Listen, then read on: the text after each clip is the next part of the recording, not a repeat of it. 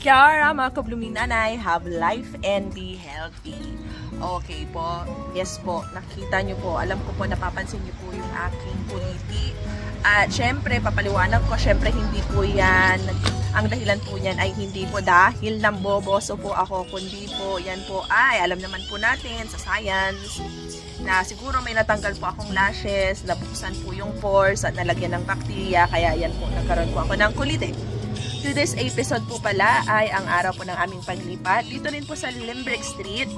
Pero siguro mga 5 houses away mula dito sa aming tinitirahan sa ngayon. So ang punong abala sa paglipat po namin, syempre si tatay, ano lang kami, assist lang kami. So tara, samahan niyo po kami ngayong araw.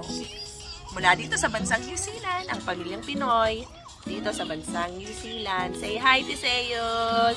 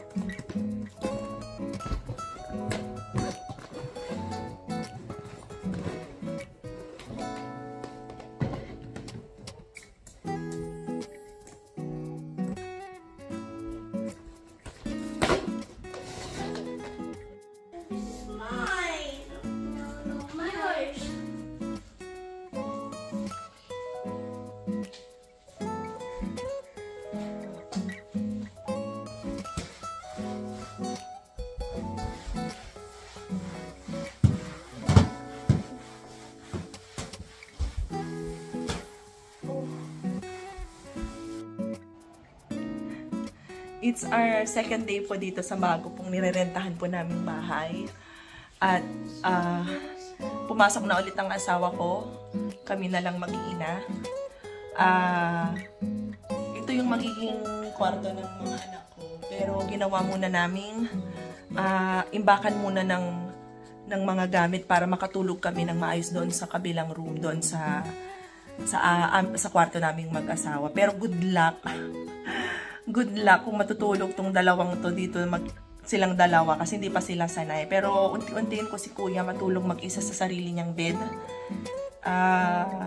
Silang dalawang magkapatid, unti-untiin ko silang sanayin. So ngayon, busy akong mag-ayos. So ito yung magiging room nilang dalawa. Pakita ko.